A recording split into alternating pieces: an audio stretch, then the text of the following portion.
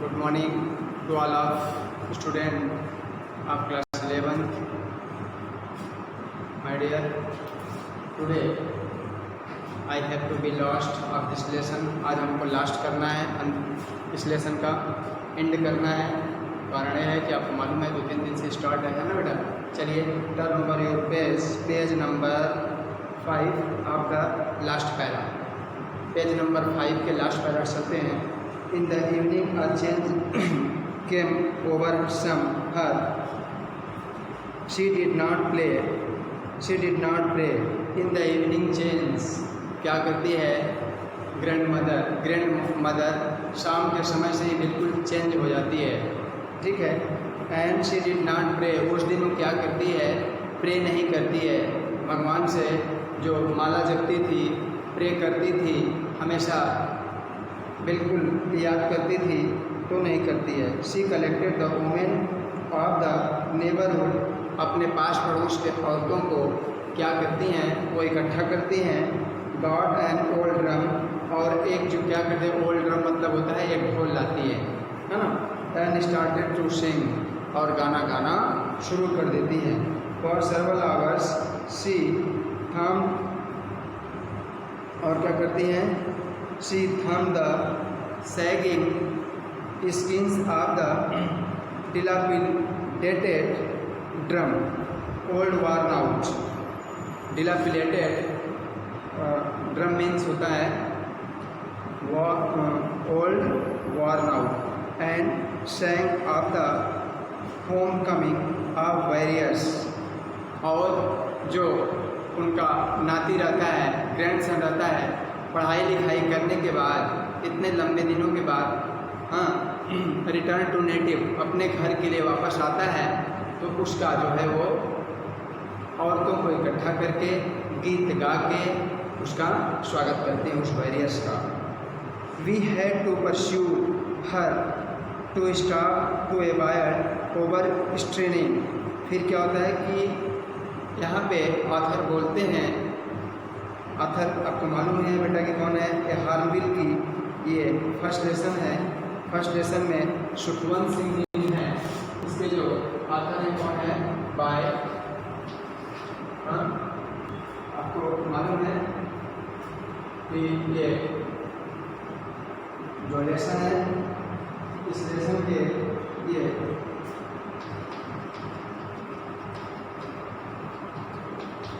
खुशवंत सिंह जी हैं, और इसके बारे में बोलते हैं।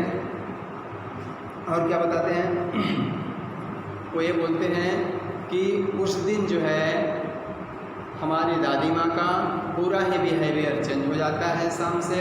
वो उस दिन प्रेयर नहीं करती हैं, और क्या करती हैं, जब वो राइटर अपने घर पहुँचता है, जब वो लेखक क्या बोलते हैं खुशवंत सिंह जी जब पहुंचते हैं, तो उनके वेलकम में, उनके स्वागत में वो पूरी लग जाती हैं। इसको महिलाओं को इकट्ठा करके उनको उनके लिए एक मतलब घंटों संगीत गाती हैं, और बहुत ज़्यादा जो है मेहनत करती हैं, ढोल पीट के गाती हैं। फिर क्या होता है आगे, वी हैड टू परस्यूट मतलब रिक्वेस्ट करना है ना, विनती करना।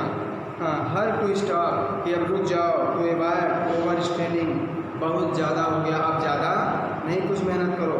That was the first time since I had known her that she did not pray. और क्या करती हैं, मतलब वो लोग ये देखते हैं कि पहली बार ऐसा हुआ कि मेरी दादी माँ ने बिल्कुल जो है भगवान से विनती प्रार्थना और पूजा छोड़ के इसी काम में लग गई, ठीक है। The next morning she was taken in, दूसरे दिन वो क्या होती हैं, बीमार पड़ जाती हैं। It was a mild fever and doctor told us that it would go, और उनको क्या होता है, उसके कारण माइल्ड फीवर मीन्स किसी कारणवश बुखार आ जाना, ठीक है।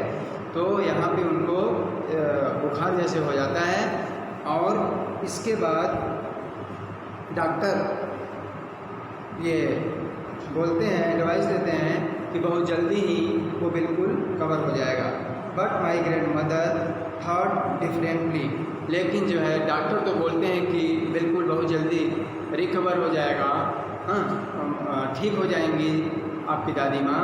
लेकिन जो है दादी माँ ये बोलती हैं कि वो डिफरेंट सोचती हैं, ठीक है, वो बिल्कुल अलग सोचती हैं, थॉट डिफरेंटली मतलब उनका सोच अलग है।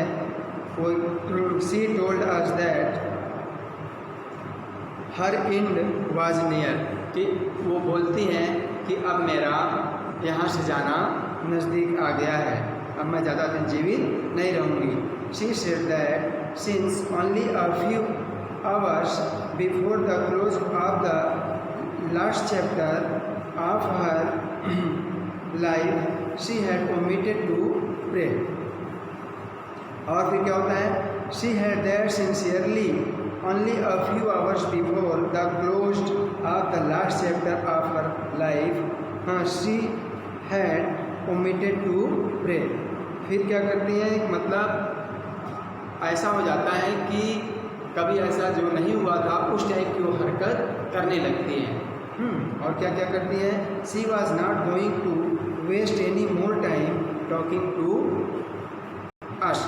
और उनके दिमाग में भी आता है कि अब मैं ज़्यादा दिन तक ज़िंदा नहीं रहूँगी, तो अब वो अपना जो बाकी रेस्ट ऑफ द टाइम है लाइफ का वो किसी के साथ बर्बाद नहीं होने देना चाहती हैं। और वो फिर जो है क्या करती हैं अपना अलग अलग एक्टिविटी, क्या वी प्रोस्टेट मीन्स होता है कि अलग टाइप का, मतलब जो भी चीज़ कोई कहे उसका ऑब्जेक्शन करना, विरोध करना, हाँ गतिविधियाँ बदल देना।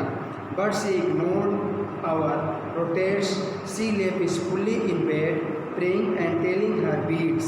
और फिर क्या करती हैं, जाके वो फिर लेट जाती हैं अपने बिस्तर पे चुपचाप, और फिर से पुनः वो जो है माला जपना और भगवान को स्मरण करना शुरू कर देती हैं।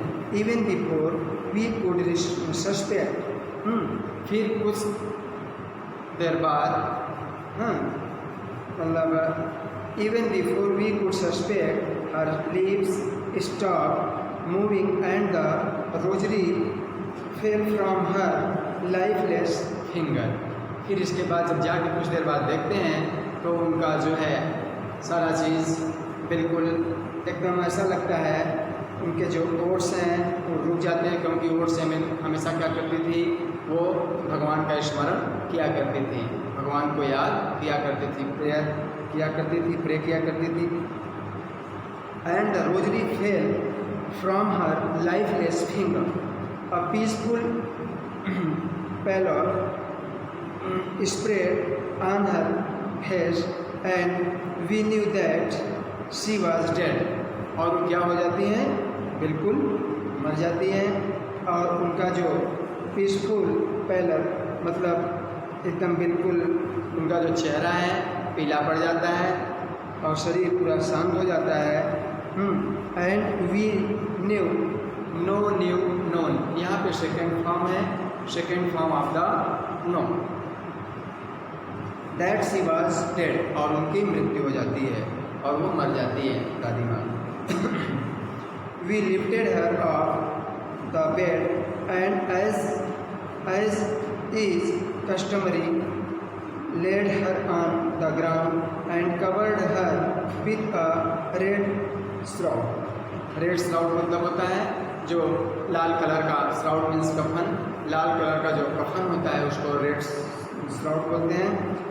और फिर हम लोग क्या करते हैं, कुशवंत जी बोलते हैं वी लिफ्टेड हर, हम लोग उनको क्या करते हैं, वहाँ से बेड से उठाते हैं और एज ए कस्टमरी, जो एक रीति रिवाज होती है, एक परंपरा होती है, उससे जो है ला के उनको ज़मीन पे नीचे सुला देते हैं और covered her with a red shroud, और उनको एक लाल कफन उड़ा देते हैं। क्योंकि आपको मालूम है बेटा, हम लोग के यहाँ का एक इंडियन कस्टमर है कि लेडीज़ को जो है लाल कफन उड़ाया जाता है और जो जेंट्स होते हैं उनको जो है वाइट श्राउड उड़ाया जाता है।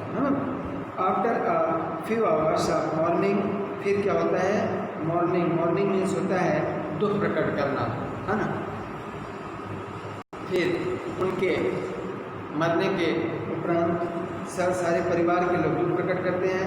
We left her alone to make arrangement for her funeral. और इसके बाद क्या होता है तो उनको वहाँ छोड़कर फिर जलाने की, उनको डेथ बॉडी के अंतिम संस्कार के लिए क्या होता है व्यवस्था करते हैं। In the evening we went to her room with a crude stretcher to take her to be cremated. फिर क्या होता है कि शाम के समय में हम लोग गए और उनके रूम में, और वहाँ पे क्या ले गए एक crude structure.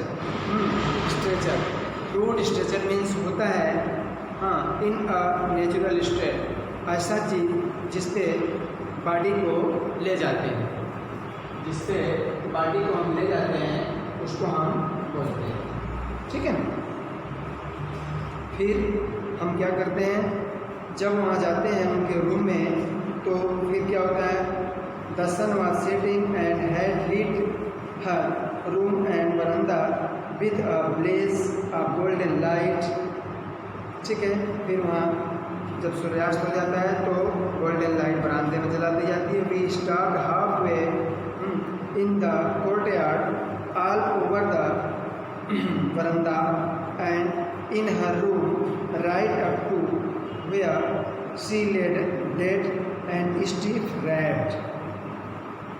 All over the verandah in her room right up to where she lays dead and stiff wrapped in the red shroud. और फिर वहाँ पे ले जाके पूरे वहाँ लटा देते हैं और उनको पूरी बॉडी को लाल कफन से ढक देते हैं, लपेट देते हैं। Thousand of sparrow sat scattered on the floor. और वो जो उनकी बॉडी पड़ी रहती है दादी माँ की, उसके पूरे वहाँ पे आसपास पूरी चिड़िया जो स्पैरो है जो गौरैया पक्षी है आके पूरा वहाँ पे भर जाती है। देयर वाज नो चिरपिंग, और बिल्कुल भी आवाज़ चहचहाती नहीं है। चिरपिंग चहचहाना, बिल्कुल वो चहचहाती नहीं है, आवाज़ नहीं करती है। We felt sorry for the birds and my mother fair some bread for them. और हम लोग क्या करते हैं